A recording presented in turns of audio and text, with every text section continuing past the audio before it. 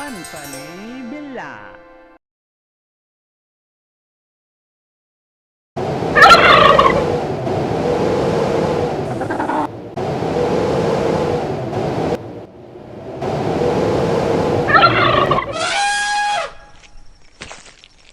एक बार की बात है, आदित्य राजकुमार जो भटोली गांव के राजा बनने वाले थे। आदित्य राजकुमार अपने पिता के राज्य महल भटोली गांव के जंगल से जा ही रहे थे, तभी आदित्य राजकुमार का हाथी, जिसका नाम हीरावत है, कुछ देर आराम करने के लिए हीरावत वहीं बैठ जाता है। हाथी के बैठते ही सेनापति भी रुक जाते हैं। सभी कुछ देर आराम करते हैं। तभी आदित्य राजकुमार सेनापति से पूछते हैं, थोड़ी देर में हम भटोली गांव पहुंच जाएंगे, है ना सेनापति? जी महाराज, भटोली गांव का यह जंगल पार करने के बाद हम भटोली गांव के सीमा के अंदर होंगे महाराज। तब तक महाराज आप आराम करिए, जैसे ही हम भटोली गांव के सीमा के अंदर पहुंचने वाले होंगे मैं आपको बता दूंगा। आदित्य राजकुमार और सेनापति और हीरावत हाथी थोड़ी देर आराम करने के बाद भटोली गांव के लिए चल पड़ते हैं।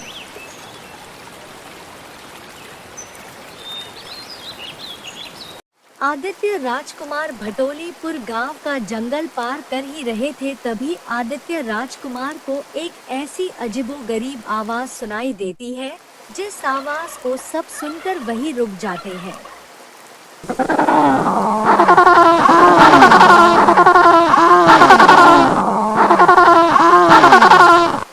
सेनापति, तुमने ये भयानक आवाज सुनी?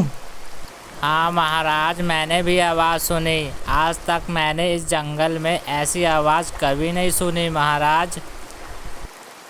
ऐसा लग रहा है सेनापति कि कोई हमको देख रहा है। सेनापति, होशियार हो जाओ, मुझको लगता है हम पर हमला होने वाला है। जी महाराज, मुझको भी लगता है कि कोई हमको देख रहा है, पर आप फिक्र मत करो, मेरे पास AK-47 है। मैं धन धन करता हुआ उसे मार डालूंगा महाराज। राजकुमार के सेनापति होशियार हो जाते हैं, क्योंकि राजकुमार को लग रहा था कि उन पर हमला हो सकता है। तभी एक प्यारा सा अजीबोगरीब दिखने वाला पक्षी आदित्य राजकुमार के पास जाकर बैठ जाता है। अरे सेनापति, ये भयानक सी आवाज तो इस अजीबोगरीब दिखने वाले पक्षी की है। काफ़ी अजीबोगरीब लग रहा है ये पक्षी। इतने साल हो गए पर मैंने इस अजीबोगरीब पक्षी को आज तक नहीं देखा। पता नहीं कौन सा पक्षी है ये, बहुत ही अलग है ये। आदित्य राजकुमार उस अजीबोगरीब दिखने वाले पक्षी को देख ही रहे थे, तभी अचानक से राजकुमार का हाथी उस अजीबोगरीब पक्षी को अपने सूंड से पकड़ लेता है। उस अजीबोगरीब देखने वाले पक्षी को गुस्सा आ जाता है। तभी अचानक से वह अजीबोगरीब पक्षी धीरे धीरे करके बड़ा होने लगता है। उसे अजीब-गरीब दिखने वाले पक्षी का यह विशाल रूप देखकर आदित्य राजकुमार और सेनापति डर जाते हैं। सेनापति, हमला करो। आदित्य राजकुमार के आदेश पे अजीबोगरीब दिखने वाले पक्षी पर हमला कर देते हैं। सेनापति अपने AK-47 बंदूक से पक्षी को कोई भी असर नहीं होता। सेनापति के सारे हथियार से अजीबोगरीब दिखने वाले पक्षी के सामने खिलौने की तरह थे। देखते देखते कुछ ही देर में सारे सेनापति हो जाते हैं। तभी अजीबोगरीब वाला पक्षी आदित्य राजकुमार को अपने पंजों में जकड़कर आदित्य राजकुमार को अपने साथ ले जाता है। सुनो सेनापति, मुझे अब इस पक्षी शैतान से सिर्फ बहादुर ही बचा सकता है। जाओ और जल्दी से बहादुर को बता दो कि इस पक्षी ने मुझे पकड़ लिया है, वही मुझे अब बचा सकता है।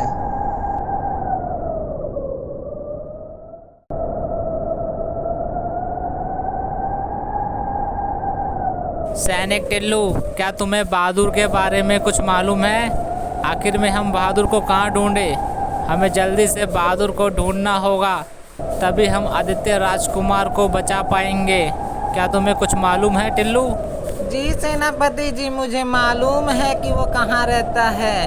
वह एक पहाड़ी के सुनसान इलाके में रहता है, पर अब बहादुर किसी कारणवश एक डाकू बन चुका है। बहादुर बहुत ही खतरनाक हो चुका है सेनापति जी, और क्या पता वह हमें भी मार दे। नहीं, वो हमें नहीं मारेगा। जिस तरह राजकुमार आदित्य ने बहादुर से मदद मांगने की गुहार लगाई, मुझको लगता है दोनों दोस्त हैं। हम बहादुर को बताएंगे कि आदित्य राजकुमार को एक विशाल अजीबोगरीब दिखने वाला पक्षी अपने साथ ले गया उड़ाकर, तो बहादुर अपने आदित्य राजकुमार दोस्त की मदद करने जरूर जाएंगे।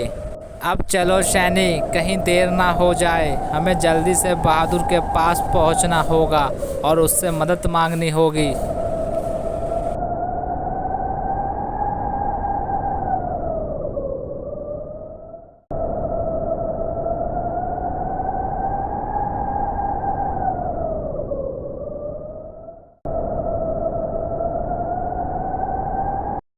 कहाँ से आए हो तुम सब लोग, दुष्ट राजाओं के चमचो? तुम मुझे पकड़ने आए हो, लेकिन मैं तुम सबको यहीं अभी इसी वक्त मार डालूंगा।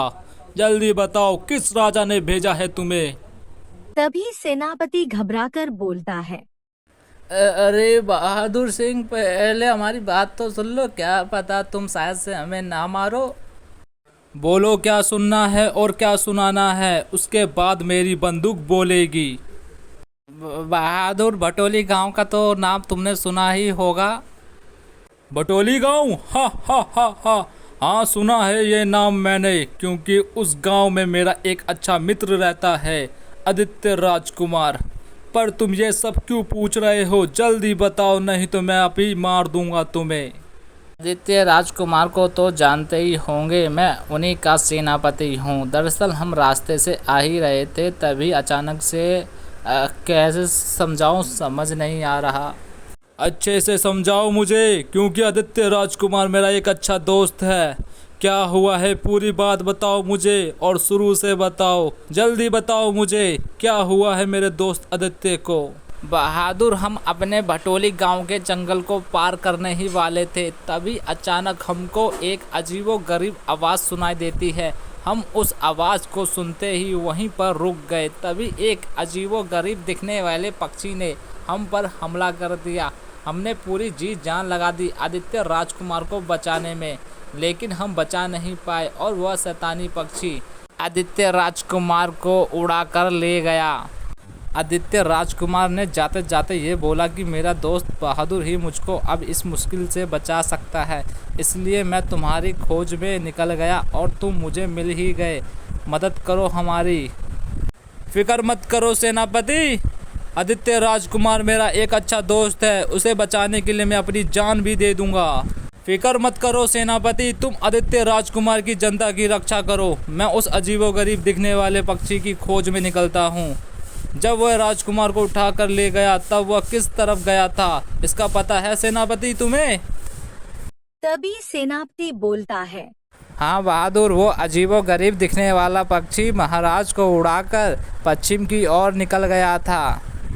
ठीक है, अब मैं निकलता हूँ। तुम जाओ सेनापति, मैं ढूंढ लूँगा आदित्य राजकुमार को, फिर चाहे मुझको अपनी जान क्यों ना देनी पड़े। जो बन सके मैं करूँगा अपने दोस्त को बचाने के लिए। चलो अब मैं निकलता हूँ। चल। बहादुर अपने दोस्त आदित्य राजकुमार को बचाने के लिए निकल पड़ता है। काफी दूर तक चलने के बाद बहादुर भटोली के पश्चिम के जंगल में पहुंच जाता है। बहादुर अपने दोस्त आदित्य राजकुमार को आवाज मारता है। आदित्य राजकुमार मेरे दोस्त, मैं आया हूँ। बहादुर, क्या तुम्हें मेरी आवाज़ सुनाई दे रही है? अगर सुन पा रहे हो तो बताओ मुझे, ताकि मैं तुम्हारे पास तुम्हारी मदद के लिए आ सकूं। बहादुर मेरे दोस्त, कहाँ हो तुम? जवाब दो मुझे। बहादुर अपने दोस्त आदित्य राजकुमार को आवाज लगाता है, पर कोई फायदा नहीं था, क्योंकि आवाज सिर्फ जंगल में गूंज तो रही थी, पर बहादुर की आवाज अपने दोस्त आदित्य राजकुमार तक नहीं पहुंच रही थी। बहादुर फिर भी हिम्मत नहीं हारता। बहादुर फिर दोबारा जंगल में ढूंढने लग जाता है अपने दोस्त आदित्य राजकुमार को। कुछ देर बाद बहादुर को एक अजीबोगरीब आवाज सुनाई देती है, जैसा कि सेनापति ने बताया था बहादुर को। ये वही आवाज है जिसके बारे में सेनापति ने मुझसे जिक्र किया था। शायद से ये आवाज इस झरने के उस ओर से आ रही है। मुझे जल्दी उस झरने के उस पार पहुंचना होगा। कुछ दूर जाते ही बहादुर महाराज को देख लेता है और देखकर चौंक जाता है। बहादुर वहीं पर छुप जाता है। बहादुर इंतजार करता है उसे अजीब गरीब दिखने वाले पंछी के जाने का।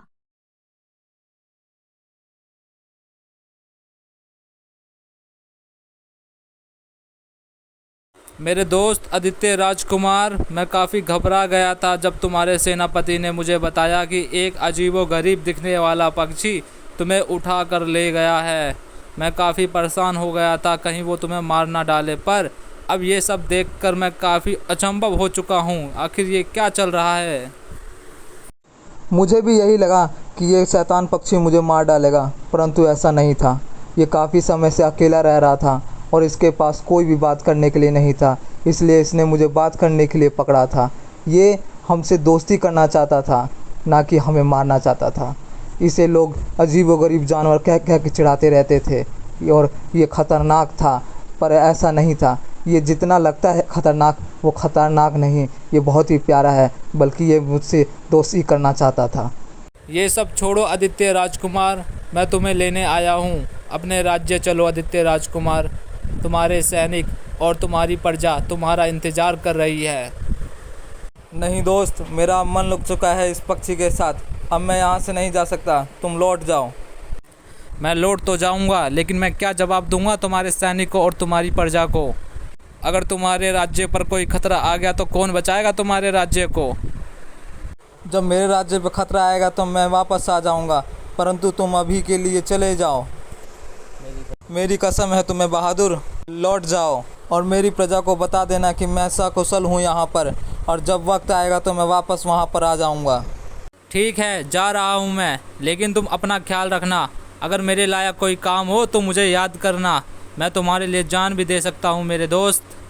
बहादुर अपने दोस्त आदित्य राजकुमार को समझाते हैं, पर आदित्य राजकुमार अपने दोस्त बहादुर की एक बात भी नहीं सुनते और अपनी कसम देकर बहादुर को लौट जाने को बोलते हैं।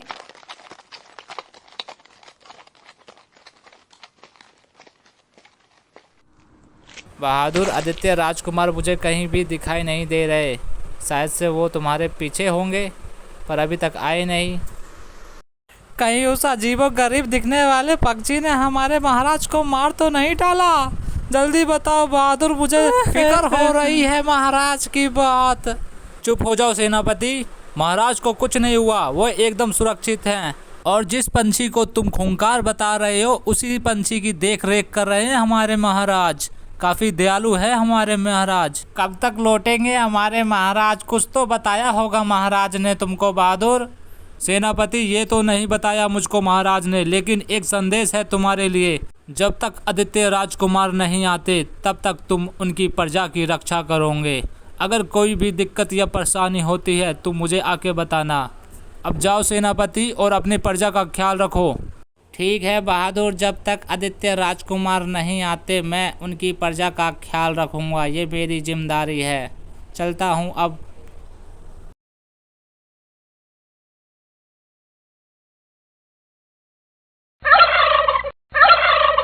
चलो दोस्त, जंगल का राउंड मार के आते हैं।